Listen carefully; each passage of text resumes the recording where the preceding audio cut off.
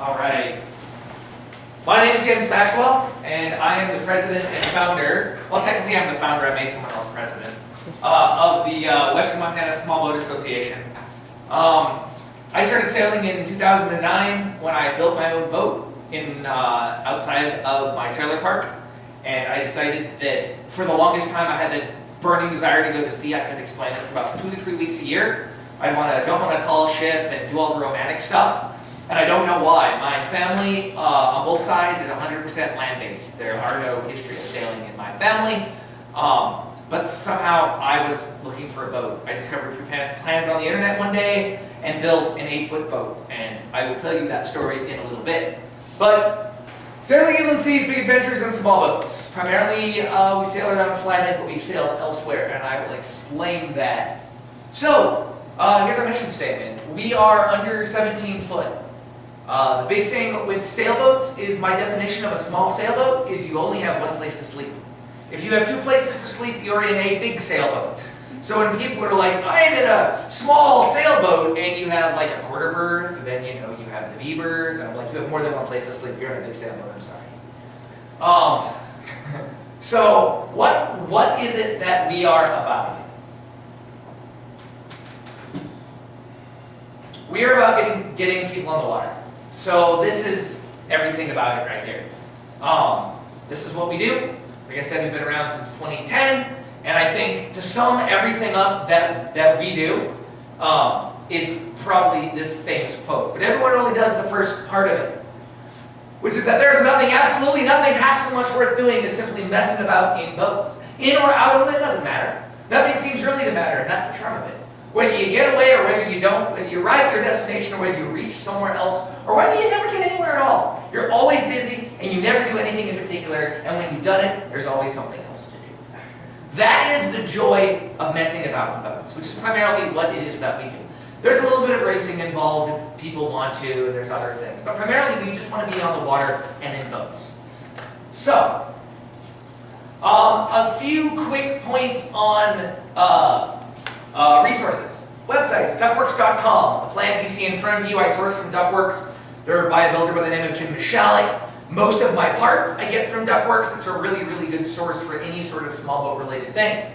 Also the Small Craft Advisor. You see I have some of the issues out here. I have a subscription to it. It's a great way through the winter months to remind yourselves why you continue to pour money, time, and effort into this crazy hobby of ours. Also, their Facebook group is really, really good. Any small boat sailors and builders are heavily involved in Duckworks because they work with so many small boats because they supply them with parts and things like that. The Wooden Boat Forum is pretty good. There are slightly, occasionally larger small boats, but any wooden boat questions you have about plywood or epoxy or designs or plans or anything like that, the Wooden Boat Forum is a really good place to go. YouTube, I just highlighted dinghy cruising. I mentioned him earlier, Roger Barnes. He now lives in France. He sails a Vivier Allure, and he is one of the big components in Europe of dinghy cruising. I think an Allure is like 17 feet, but it's an open boat. They get in groups, and then they spend a week on the water camping up and down the shores and the rivers of France. It's absolutely amazing, and he's really good at videography, and it just kind of brings to mind the things we want to do. Books. I highlighted 3 of them. One which I couldn't find. Jan Atkins, The Craft of Sail. This book is really, really short, but it's probably the finest primer in sailing I've ever seen. All of the illustrations are really, really good. And it names things and it shows things and it does it in a way that really shows you what sailing is. The other one I mentioned is The Complete Sailor. I don't have my copy. It's buried in my house somewhere. This is like The Craft of Sail, but made bigger. It's really cool. If you want to know what a good starting sailing book is, I'm going to give you one of my requirements. It shows you how to sail on and off a dock. I can't tell you how to start sailings. They say, start your motor and, well, as small boat sailors, that's not what we do. We sail on and off docks, and that's a point of pride for us. Should be a point of pride for big boat sailors too, but that's a whole different discussion. And the last one is the Inactive Book of Seamanship. So, this is probably the Bible of all sailing. John Rossmeyer put together a book that kind of just covers everything in particular about sailing motor sailing, whether this is like the 4th edition that he's done, it's been continuously updated as it goes. You may have read one of his most famous books, which is Fastnet Force 10. He went through the Fastnet race tragedy. But he wrote this book, and it's just sailing. It covers sailing. It's a wonderful book. There's also a companion video series that goes along with this, also very good. So those are 3 books that I suggest for people who are like, I want to start sailing. I started sailing from books.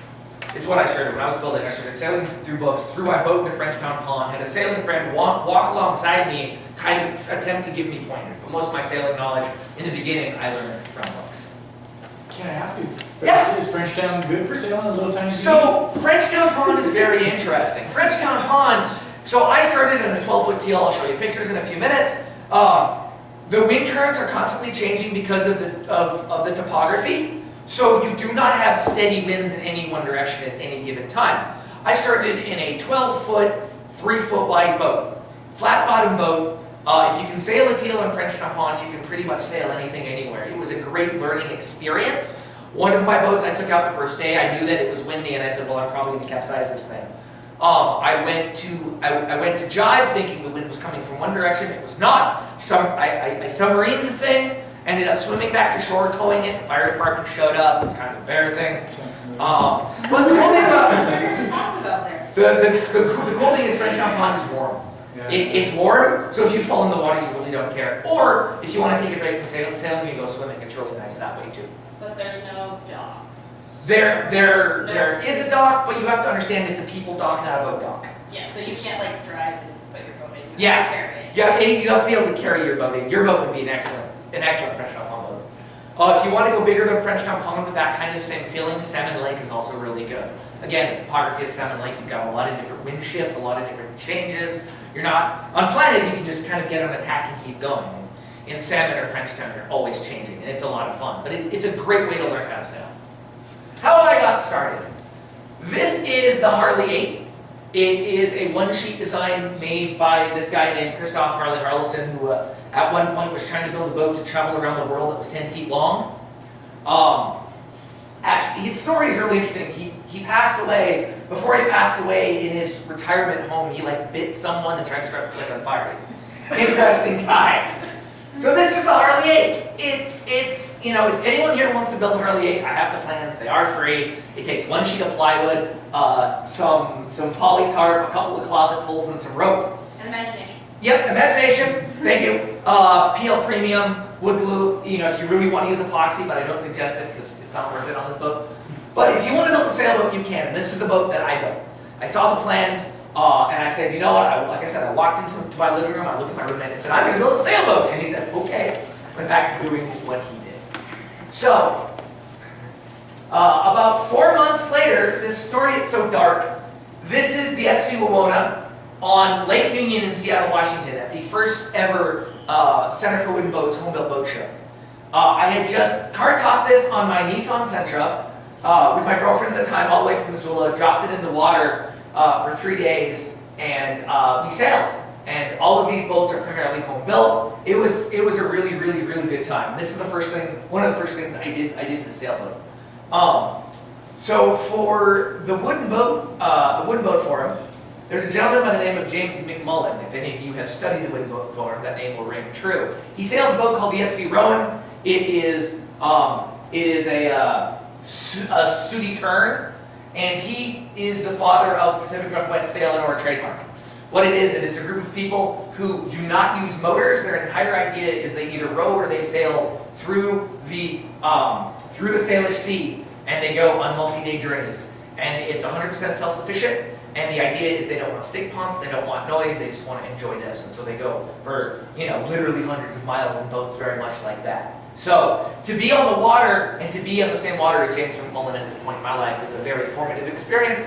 At one point, I am struggling, very close to the photo that you saw earlier, struggling, and James and the sooty turn come screaming past me, and he's like, "You're doing all right." I said, "I think I'm sailing," and he looked at me and he said, No, you are sailing." And at that moment, I'm like, okay, I'm going to keep doing this. So what happened to Wawona, she was named for one of the lumber schooners. It actually, her hulk used to be at the Center for Wooden Boats, but about a decade ago, they decided that she was beyond repair. They 3D scanned her, saved what they could, and she was dismantled.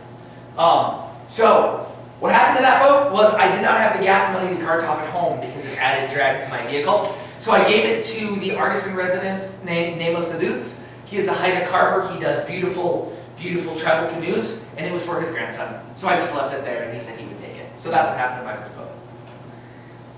That's better than most. Right? So here's a look at the first home built boat show.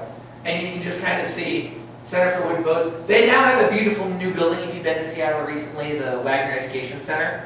But you can see this catamaran right here. I got to sail on that. That was really cool. There was a Caledonia yawl that I also got to sail on called the Luna. And it was my first like big wooden boat. I'm like, oh, this is nice. This is what I want. So there's a shot. My boat is right there. That's us. So that was super cool. Is this ongoing? They do it every year? They did like 3 of them and then it quit. I have been to a few other places. There's also the Pocket Yacht Palooza in Port Townsend, Washington. I attended last year, and that was really cool. That's again primarily pocket cruising yachts, so cabins and overnight stays. This year it's the end of the Salish 100, which is a 100-mile passage between Tacoma and Port Townsend in small boats over 5 days. And the ending point this year will be the Pocket Yacht Palooza. Unfortunately, I can't attend either because I just got commitments after commitment after commitment that month. But that's another really good. So, messing about in boats, coined the term mess about, which is an informal gathering of normally small boats. And this was the first one that we held. So you'll notice that it's the WMHBBA. At the time, it was the Western Montana Home Built Boat Association. Because both Mike, who has the teal there, and then my little one-sheet skiff there, we both built our boats, and that's what this association serves. People who built their own boats, and then I bought boats, and I'm like, well, it should just be small boats. So that's what happened. So this was September 25th, 2010. So I've been trying to get small boats together since 2010. And this was the first gathering. It was super, super nice. On Frenchtown Pond, you'll see it's kind of glassy out there. The winds normally, you can just come off the dock there and just keep going and then try to tack up and then run down. Anymore, unfortunately, this far west side of the pond is super shallow. There's a bar in the middle of it, so you just have to watch out for that.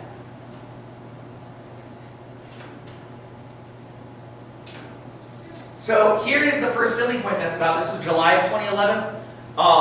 This is the SV Pica, which is a teal, the Bulger teal. It's a 2-sheet boat. Some people call it the prettiest 2 sheets that you'll ever see. It's amazing what it ends up being. The plans for that boat are in this, and I've got a couple of this is the instant boat by a guy by the name of Dynamite Payson. He started the whole you can go ahead and build an instant boat. That was the first big one. This copy is special to me because he passed away about 5 years ago. He was kind enough to sign it for me when he sent it out to me. What we did is we took the plans in this, which are kind of small. If you can find them here. I'm not sure I can find them quickly. They're kind of small, but here we go. All we did was we just blew them up. The Mike is a printer by trade, so he's got really cool ways of magnifying stuff. So we just blew it up as best we could, and we built that boat. And then that's a 1-sheet skiff. That's a 1-sheet boat that I threw kind of an interesting sail ring on, and we had a lot of fun. One day we took Pica all the way out from Finley Point almost to Bull Island and back. It was fun. So this is my boat, my second boat. That's, or my third boat. That's a teal. There's Mike's Pica you saw in the previous picture. We call this the Super Teal. It was built by a guy by the name of Andy Lynn. He was really big in the small boat scene for a while. He's built a lot of boats, but he built that boat and I simply fell in love with it. It's got a gaff rig on it with the jib, and it's got the bowsprit, the coaming, and man, that's a salty looking boat. And I am a sucker. I am a sucker for character boats. I'm sorry. They can sail terribly, but sucker for character boats. So this is the first time that we had it. We had 2 teals racing. I say in the caption of this one, Mike had me on a straight line, but I had superior tactics. So that's really fun. So on these flat bottom skiffs, it's really important. You can see I've got a bit of a heel on that helps the chines dig in, or so they say. Helps them track a little better. But these are fun little boats. Next slide, please. So this is Esmeralda, which is now his boat. This is the first time that we took it out. Tacking out of Polson Harbor. This was summer of 2013. You'll notice that it's just Mike and I, because we had gone out earlier in higher winds, and she had decided that us arguing over how to steer a boat was not the way she wanted to spend her afternoon. So she was more than happy to stand on the dock and take pictures as we went out. There's a problem in that picture, and it's been a while since I remember what it is, but I seem to remember that we lost a sail or something. It was a fun day, but it was a lot of fun. So I had that boat until 2 years ago. Yep, something like that. I sailed it all over the lake. I had a lot of fun in it. Lidos are insanely awesome boats. 14 feet long, 6 feet wide, incredibly stable, very forgiving, very fast if handled correctly. There's actually a racing class built around them. They've been built since 1958. This is a 1962 boat.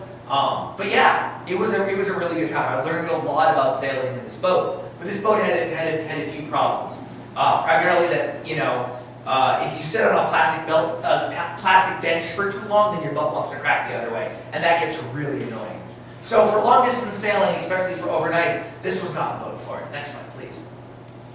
So my father and I decided that we were going to build a Mishalik. Oh my gosh, I forgot the class of that boat. It'll come to me. But we call it the Lacey Shamrock. Lacey Shamrock is our family brand. This is using stitch and glue plywood. So the panels have been cut out and they've been stitched together with, in this case, normally it's wire. You can also use zip ties, and then you bed epoxy in there, and then you ferret. The tape on the outside keeps the epoxy from filling out. Once that's set, you take the tape off, clip the ties off, and you have a very strong monocoque structure. So that's a very popular method of building boats. Pickup cram, that's what that's called. Next picture, please. And here I am out sailing with the Lacey Shamrock out in Flathead. So a couple of things about this boat. There's a race in Texas called the Texas 200. It's 200 miles to the armpit of Texas, and the most god-awful sailing you'll ever imagine. I don't know why people do this, but they get bigger numbers every single year. You're getting consistent 30 knot winds, and you're running for most of the race. It's insane. You're talking, you have to be covered from head to toe because of sunburn. You've got mud, and you've got biting flies, and you have river traffic, big river traffic. I don't know why people do it, but every year people go out and do this. Pickup pram is one of the, not this pram, but the pickup pram has done it before, and that's a really good metric for me for small boats. Has someone done a Texas 200 in this boat? So this is a very handy little boat. You'll notice the hull shape here. This is very common. My current boat has that. Mishalik likes that over just the straight flat bottom. He calls it his multi-chine hull. And what it does is it just provides a little bit more stability in rougher waters. A really, really, really nice hull form. That hull forms on 3 different boats that I actually know. There's the Lacey Shamrock, of course, which I own. There's my current cat boat also has that same as a hull shine. And then a friend of mine has a Mike's boat, which is a 17-foot version of that. This is 11.5 feet. So enlarge that to 17 feet long, and you have a Mike's boat, all with the same hull design. My buddy who owns the Mike's boat has done the Texas 200 in his. Next picture, please. And this is the boat that changed my life. This is at the Center for Wooden Boats in Seattle, Washington. This is a Beetle Cat. If you've ever get a chance to sail a Beetle, please do. They are the most amazing boat ever. I've always wanted to sail one. I've always loved the gaff rig. And when I heard that the Center for Wooden Boats had one, I sent them an email. I said, hey, I'm going to be in Seattle. Would you mind if I rented your boat and an instructor for an hour? And they did. And that's my instructor, Christian. And we went out, in the Beetle Cat. And I was blown away. I decided at that point that I needed to have a Beetle Cat in my life. Because I don't know what Beetle did to get this boat so right, but it's incredibly right. There are no seats. You sit on the floor. But the funny thing is if you're facing forward, then your legs just stick out in front of you, and then you just find this perfect little crook. You can see me just leaning there, right? And it's just, man, they also call it the lover's boat, because if you take your significant out there, you have no choice sometimes but to get close. So it's an 11-foot, just a beautiful, beautiful sailboat. And I decided I wanted a cat boat, so I started looking at cat boats. And that was June 16, 2017. This is the SV Juliet L at the Red Lake Nespout 2011. This boat was built in 2009 by a gentleman by the name of Mike Sandell. And the plans that you see in front of you are for this boat here. I decided that I was going to build it because it ticked all of the boxes. It's a cat boat, obviously. It's got a gaff rig, that's amazing. Has a cabin that can sleep two, which is also really, really amazing. And I had seen pictures of this boat, and I thought, you know, if I was going to get a sailboat for myself and for the lady of the manor, this is the one I want. So I sent Mike an email, and one thing led to another, and she became mine. So this is actually the prototype of this class. It was the first boat to hit the water back in 2009. There was another hull built, but it was destroyed in a trailer accident. And when I sent Mike email, I said, hey, I'm thinking about building a Fat Cat 2. What do you think of the boat? How does it sail? How was the design process? He's like, well, I was in Illinois, but I moved to Las Vegas and I'm selling mine. And I hate to be, but I have to say that I just slipped into the southern accent because I couldn't help it, you know?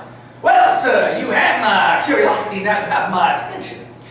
So I was going back and forth with him on the price and things like that, and I couldn't help it. It was too good a deal to pass up. We ended up driving down to Beaver, Utah over a marathon drive, and then we ended up bringing it back. There was a trailer light issue. We ended up having to crash with a friend in Salt Lake City. Needless to say, This was all with the Outback Subaru 97. Yeah, it was fun. It was great. It was an adventure, and nobody died. Nobody died. So this is the first time that I had her out. I had just gotten the letter in from a friend of mine. Her name is Catherine, and since she allows me to keep the boat, I named the boat after her. But yeah, this was the first time that we went out on Flathead. So It's 1,000 pounds? it's, well, with trailer, it's 1,000 pounds. I figured about $550, $600 all up. The trailer's super heavily overbuilt, so there's a lot of weight on that. So here's a picture. This was fall 2018 at the Polson dock. I took some friends out with it. You'll see the beautiful fall colors. I was one of two boats on the lake that day. My good friend John Reinl, who was the commodore of the South Flathead Lake Yacht Club, he was sailing out of Dayton that day, it turns out. They ended up doing a little bit of a grounding because they were in a big boat on a low lake. But we took out of Polson and we sailed around Polson and we docked and we went ashore. It was great. It was one of those days that you only get in a small boat and in a sailboat with an electric motor, and it was awesome. In the morning, it was nothing but herds of birds out there because they were migrating. So there were all these waterfowl out on the lake, and we could sail super close to them, and they didn't seem to care. It was a beautiful day. So that's the small boat sailing for you. Next slide. This is the 1924 schooner Mary Ellen at Port Townsend, Washington. This was for the day after the pocket yacht blew up. I decided one of the things I've never done is sail on saltwater. Actually, I have sailed on saltwater, but I've never sailed my own boat on saltwater, I should say. So we went out into Port Townsend Bay. A couple of things about sailing on saltwater that I've learned. One, you're never prepared for lobster traps, because if you've never sailed around lobster traps, they're everywhere and it's kind of terrifying. Secondly, kelp mats. No one ever told me about kelp mats. It was giant mats of floating kelp everywhere. The nice thing about these design of boats is the leeboard pivots, as does the rudder. So if I need to, I can just pop those up. We just kind of float over it and keep going. It was a lot of fun. She's 102 foot. I can tell you that a schooner under motor is a lot faster than a 15-foot cat boat under full sail. But I chased it down attempting to board her. Eventually, we got to watch her anchor, which was really cool. And then we just kind of sailed around. At one point, I was on a course and I was going to shave it on this side, but that didn't work, so I ended up having to go right under her bowsprit. For the record, that bowsprit is tall enough for a 50-foot cat boat to just kind of skirt under. There were some concerned looks from their deck, but I then threw my cap up in the air and gave them a rousing huzzah and took off. It was great. So here's another shot. This is my first trip on saltwater. That's my buddy Dan, who is also someone who's wanting to get into sailing. We're working on him slowly but surely. And that was a really good day. Next slide, please. So that's a little bit about who we are and what we've done. That's us in the cat boat, and I just adore that picture. And again, it's like the perfect boat. I love it to death. My instructor for that, he had done some tall ship cruising. He was really cool. That was a lot of fun. So a little bit about where I've sailed, I think, is the next bit. Yeah. All right. So I have sailed in Lake Walcott, Idaho. That was actually at a medieval combat event. I took my boat with me. That, of course, is Port Townsend, Washington, saltwater. This is Sequim Bay, Washington, just down the coast from Port Townsend, also saltwater. That was also a lot of fun. I got to see seals, which was cool. This is Lake Union, Washington, the Cal that I mentioned. That's Luna right there. You can see all of the amazing bright work that's done there. I was in love. I'm like, I want this. This is Salmon Lake, Montana, and of course Flathead. Hey, who's that?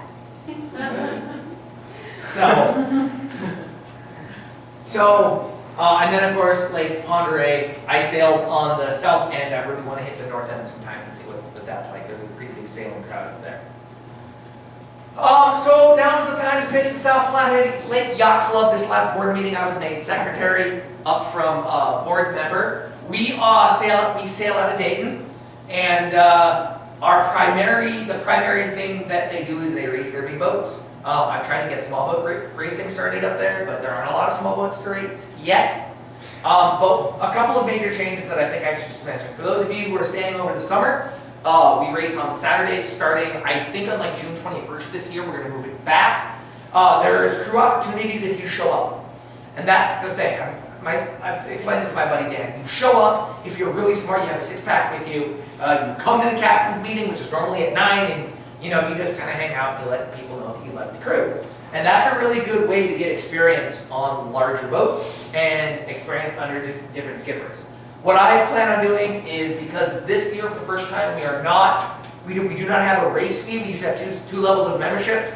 It was a $25 social membership and a $100 race membership. We've decided that since we can pay for our own insurance as a club, that we're going to nix both of those and just have a single, I believe they said $40 membership, which means that I'm going to at least start races in the capital this year. That's going to be one of my goals, is I'm going to go annoy the big boats in my little boat because I can. And then another nice thing about the South Flathead Yacht Club is, as a member of this club, you have reciprocal privileges at the North Flathead Lake Yacht Club. In summer? Yes. In summer? Yep. Yeah, that's over $1,000 for your initiation fee, and then so much per year. They're a great group of people. They apparently, I've heard rumors, do dinghy racings on Thursday mornings. So I'm hoping to get up there some Thursday mornings with my boat. The thing about the North Flathead Lake Yacht Club that we don't like to talk about is the fact that they don't get the wind we do. Dayton is said to have some of the most consistent winds in the country for sailing. We have pretty much winds all day, especially when it's sunny out, because we get the solar cycle off the mountains and it fills that bay with wind all day long, which is beautiful. If you're in summers, you get winds in the morning and then it dies and peters out and they all stop racing around noon. That's why when they host the Montana Cup, the start time's 8 o'clock. But it's a really, really good place to sail up there as well. So that is us. If you have any questions, you can find us on Facebook. If you have questions, you can ask me. I would dearly love to get some younger blood in the club, because that's important. And it's just a good time to be around people and to meet people. They have a pretty awesome Christmas party. They did. They did. Royce was at the Christmas party. Yeah, because he goes his boat a date, yeah. Yep. There are a lot of really cool people, and it was really cool when people ask me, well, what boat do you have? Expecting me to have it at the dock, which of course it isn't. And I'm like, oh, you've seen the 15-foot Catherine cat boat? Yeah, that's me. All right, so this is me sailing into the seas at littlepacket.blogspot.com. I do my best to keep track of all of my adventures. I'm also on YouTube under Sailing Inland Seas as well. Right now, the big goal this year is to push production quality a little bit. I follow a lot of sailing vlogs, and I absolutely adore them. The problem is it's their job. So I always run into the problem that I don't have time to be like filming it when I'm too busy doing it. But I have a couple of plans this year, hopefully, that will enable me to get some higher production qualities. So that'll be really, really cool. So, of course, Mark Twain, 20 years from now, you'll be more disappointed by the things you didn't do than the ones you did to throw off the bow line, sail away from safe harbor, capture trade winds into your sails, Mr. Mark Twain. Right? We've seen that in yearbooks, we've seen that. But with small boats, you can actually do that.